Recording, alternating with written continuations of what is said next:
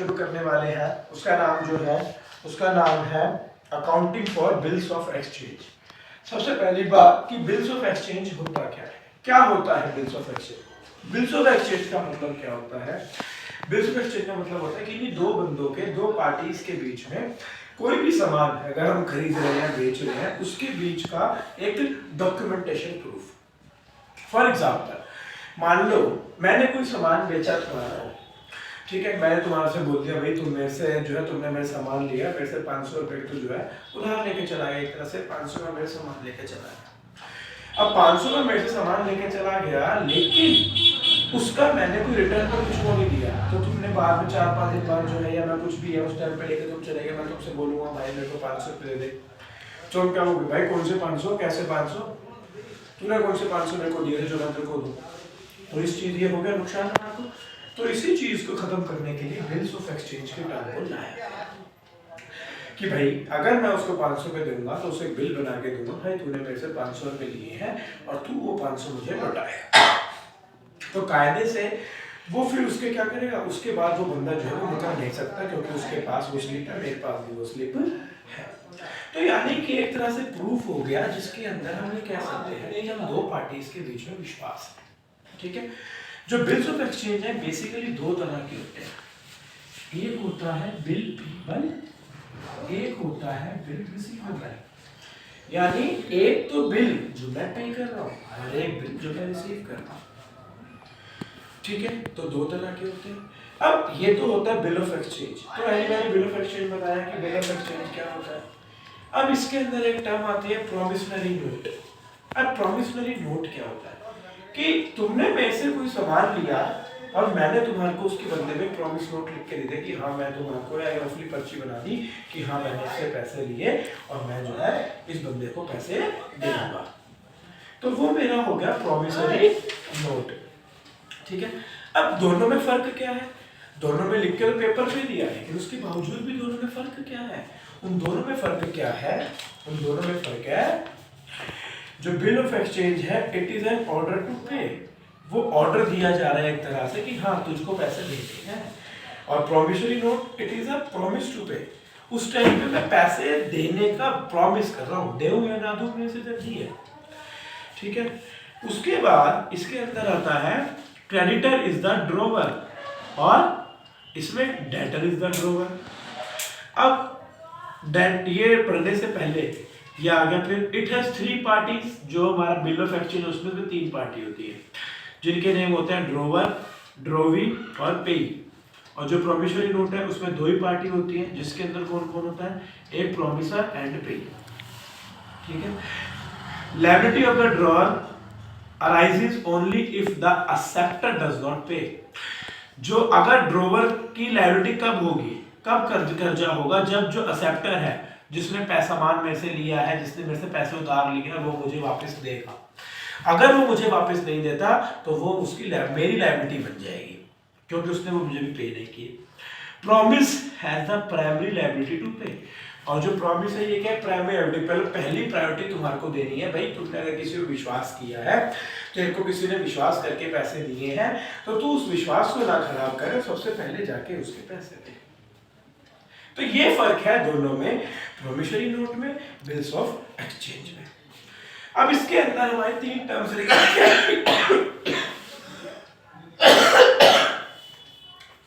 तीन पार्टी से निकल के आई जो इसमें इन्वॉल्व होती है। नंबर 1 ड्रोवर, नंबर 3 ड्रोवी, नंबर 2 ड्रोवी, नंबर 3 पेई। अब ये तीनों होते क्या है इसको समझाने के लिए, एक्स से वाई ने सामान लिया, एक्स से वाई ने सामान लिया। अब जब एक्स से वाई ने सामान लिया, एक्स ने उसको सामान दिया, तो एक्स कहलाएगा ड्रोवर। और ये जो बिल्स ऑफ एक्सचेंज होंगे ये हमारी क्रेडिट सेल में होंगे। कैश सेल में तूने सामान दिया, मैंने तेरे को पैसे दिए, कहानी कर रहा हूं। लेकिन जो ये बिल्स ऑफ एक्सचेंज वाला सिस्टम होगा ये होगा क्रेडिट सेल में, जब मैं उधार में मान रहा हूं। तो एक्स से वाई ने सामान लिया, तो एक्स हो गया ड्रोवर और वाई जिसने सामान लिया वो हो गया ड्रोवी। जिसने सामान लिया वो ड्रोवी होता है, जिसने सामान दिया वो ड्रोवर होता है। समझ में आया? अब पेई कौन होगा? जिसको पे किया जाएगा, जिसको पे करेंगे, जिसको पे करेंगे वो हमारा क्या कहलाएगा? पेई कहलाएगा। अब पेई कोई थर्ड पर्सन भी हो सकता है, हाँ जी हो सकता है, कोई फोर्थ पर्सन भी हो सकता है पेई। अब यहाँ पे पेई कौन है? यहाँ पे इसने एक्स से वाई को सामान दिया, साथ में सामान तो गया, साथ में बिल भी जाएगा, ठीक है, बिल भी इसके पास जाएगा और ये उसको साइन करके वापस इसको देगा और इसको बिल क्या हो जाएगा? रिसीव हो जाएगा। और साथ में अगर ये पैसे देगा तो किसको देगा? एक्स को देगा। तो एक्स क्या बन गया? पेई बन गया। तो एक्स पेई बन गया और ड्रोवर भी बन गया। और पेई कोई तीसरा बंदा भी हो सकता है। बेसिकली हमें बस ये याद रखना है, जो पेई है वो कौन होता है? वो होता है जिसको हम पैसे देते हैं, ठीक है। अब नेक्स्ट आता है मैच्योरिटी पीरियड। इसके अंदर एक टाइम पीरियड होता है, मैच्योरिटी पीरियड होता है कि कितने टाइम तक हम उधार दे सकते हैं, ले सकते हैं। वो होता है 3 महीने का। कितने का होता है? 3 महीने का। और उसके अलावा क्या है? 3 ग्रेस डेज। 3 ग्रेस डेज मतलब कि मैं 3 महीने तेरे को दे दिए, उसके अलावा चल ठीक है कोई बात नहीं, तो नहीं पे कर पाया कुछ भी, तेरे को 3 दिन और एक्स्ट्रा दे दिए, ठीक है। तो वो मेरे हो गए 3 ग्रेस डे। नेक्स्ट उसके बाद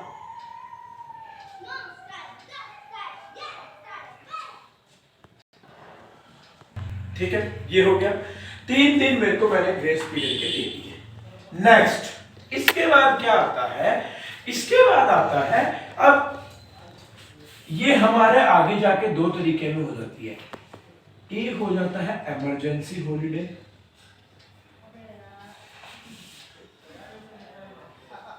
और एक हो जाता है हमारा पब्लिक हॉलीडे।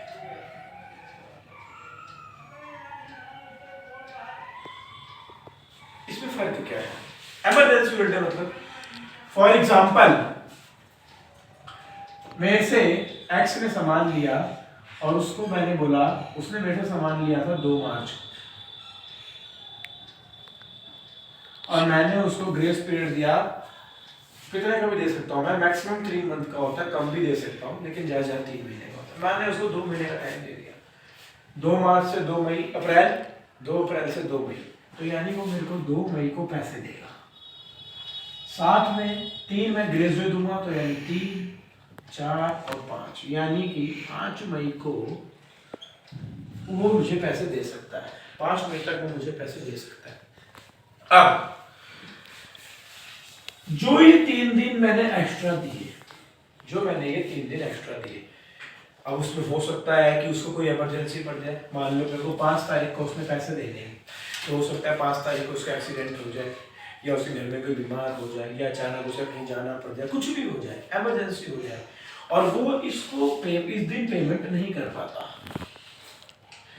इस दिन पेमेंट नहीं कर पाता, तो हम उसको बोल देंगे चल ठीक है भाई, तेरी इमरजेंसी हो गई थी, तू 1 दिन और एक्स्ट्रा ले ले। 6 मई को मुझे पैसा दे दिया। लेकिन ये कब होगा? जब हमारी इमरजेंसी होगी, यानी जब हमारी इमरजेंसी हॉलीडे होगी, उसमें हम प्लस कर देंगे 1 डे कि 1 दिन एक्स्ट्रा तो ले ले भाई। लेकिन अगर 5 तारीख को इमरजेंसी ना होकर कोई पब्लिक हॉलीडे होता, पब्लिक हॉलीडे के अंदर हम जो कंसर्न करते हैं वो करते हैं 26 जनवरी को, 15 अगस्त को और 2 अक्टूबर को। बेसिकली इन 3 छुट्टियों को हम public government holidays, state holidays जो है वो मानते हैं। अगर बाई चांस जो उसने मुझे पेमेंट दी, जिस दिन उसने पेमेंट दी मेरे को देनी है, जिस दिन उसने मेरे को पेमेंट 3 दिन ग्रेस के जोड़ने के बाद, अगर उस दिन कोई पब्लिक हॉलीडे होती है, भाई 26 तारीख है, 26 जनवरी होगी, 15 तारीख है, 15 अगस्त हो गया, या 2 अक्टूबर की गवर्नमेंट की छुट्टी होगी, गांधी जयंती, तो उस टाइम पे हम क्या करेंगे? हम उससे बोलेंगे भाई तू मुझे पैसे 1 दिन पहले 4 मई को देगा, तू मुझे पैसे 1 दिन पहले यानी कि 4 मई को, यानी कि 26 तारीख को उसको पेमेंट करेंगे, तो हम उसको कहेंगे भाई 26 को छुट्टी है, जो 25 को पेमेंट देगा। 15 अगस्त को देनी थी तो उसको कह देंगे भाई 15 की छुट्टी है तो 14 को देगा। यानी कि अगर हमारी पब्लिक हॉलिडे होगी तो उसमें से एक दिन को हम क्या कर देंगे, माइनस कर देंगे, कम कर देंगे। ऐसे क्यों करते हैं? ऐसा इसलिए करते हैं क्योंकि जो पब्लिक हॉलिडे है वो हमें पता होता है कि ये उस दिन आएगी, तो हम पहले ही उस चीज की एजम्पशन कर सकते हैं। मुझे पता है कि 26 तारीख को मुझे उस बंदे को पैसे देना है, मैं ये भी जानता हूँ 26 तारीख को पब्लिक हॉलिडे होगी, तो मैं उसको 25 तारीख को पैसे दे दूँ, इसलिए मैं एक दिन कम करके चलता हूँ। लेकिन इमरजेंसी में तो भाई पता ही नहीं चलता, कुछ किसी भी दिन इमरजेंसी रहते कम भी हो सकती है, तो उसके अंदर वो नहीं देना चाहे बंदा, मान लो वो उस दिन देना चाह रहा हो लेकिन कुछ इमरजेंसी पड़ जाए जिस वजह से ना दे पाए, तो अगर वो नहीं दे पा रहा तो उसके लिए भाई चल कोई नहीं, तेरी इमरजेंसी पड़ेगी तो कुछ नहीं, तू अगले दिन दे दी, एक दिन अच्छा दे दी। ये होता है हमारा इसके अंदर। नेक्स्ट हमारा जो आता है बिल रिसीवेबल का, इसका इस्तेमाल कब करते हैं? बिल रिसीवेबल का यूसेज क्या है? It can be retain till date of maturity. भैया जी एक्स सामान लिया वाई ने और इसको जो है पैसे दे रहे थे, तो जब तक जितने टाइम का पीरियड है, जितने टाइम तक का टाइम पीरियड मान लो 2 महीने का है, 1 मार्च को सामान लिया था, कायदे से 1 मई को जो है वो पेमेंट करनी है उसने, तो उसके या तो हम जो है इंतजार करें ताकि मैच्योरिटी पीरियड जब तक खत्म ना हो जाए। दूसरा होता है it can B discounted with the bank, यानी कि फॉर एग्जांपल मैंने एक्स ने जो है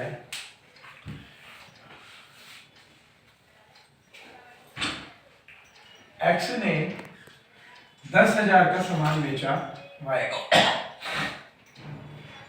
ठीक है, यानी एक्स से वाई को एक्स ने सामान दे दिया, साथ में बिल भी दे दिया, वाई ने बिल को रिसीव करके इसको वापस दे दिया, और ये मान लो चलो 2 महीने का हमने इसको मैच्योरिटी पीरियड दे दिया।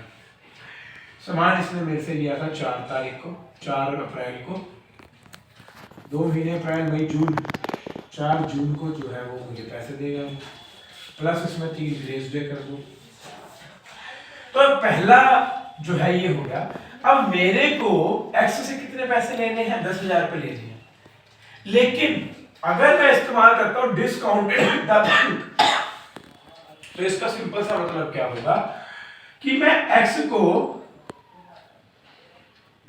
एक्स के पास जो वाई ने उसको बिल दिया इस 10,000 का, वो बैंक में दे दूंगा, और बैंक में जब मैं वो बिल दे दूंगा तो वो मुझे कुछ परसेंटेज काट के, मान लो 500 रुपए काट के उसने मुझे 9500 रुपए दे दिए, मेरे पास पेमेंट आ गई, मैंने बैंक से पैसा ले लिया जो उससे लेना था। अब जो वाई है वो डायरेक्ट पैसा किसको दे देगा? बैंक को देगा, वो भी कितने? 10,000 रुपए। तो इस केस में बैंक क्या हो गया? पे ही हो गया, जिसको उसने पे करा, और बैंक को 500 रुपए का फायदा हो गया। इसका मतलब होता है डिस्काउंटेड विद द बैंक, ठीक है। थर्ड आता है it can be endorsed some other party. मान लिया मैंने बैंक की जगह, यहाँ पे मान लो बैंक की जगह कोई तीसरा बंदा था जेड, जिसको मैंने पेमेंट देनी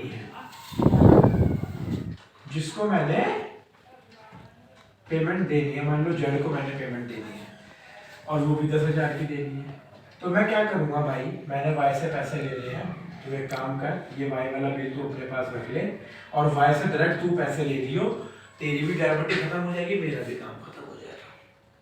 तो उस टाइम पे जो वाई है वो किसको पैसे देगा? वो पैसे देगा वो जेड को, उसमें एक्स का रोल खत्म हो गया, उसने उससे पैसे लेने थे उतने का सामान उसको दे रखा था, तो उसने शायद इसको बोल दिया वाई से, भाई तो डायरेक्ट जेड को दे दो क्योंकि मैंने उसके देने, और जेड से मैंने कह दिया तो उससे पेमेंट ले ली। तो इसका मतलब होता है किसी अदर पार्टी से, और it can be send to bank for collection. इसका मतलब क्या होता है कि हम जो है डायरेक्ट बैंक से कलेक्ट कर लेते हैं, बैंक से पैसा हम लेते हैं भाई, और हम बैंक से उसको बोल देंगे तो सीधा जो है बैंक को जमा कर दे, और हम जो है बैंक से पैसा ले लेंगे। तो बेसिकली ये हमारे यूजेस है बिल रिसीवेबल के। नेक्स्ट वीडियो के अंदर हम इसके कुछ न्यूमेरिकल्स करेंगे, सब कुछ करेंगे, उससे हमें और डाउट्स क्लियर होंगे और अच्छे तरीके से हमें समझ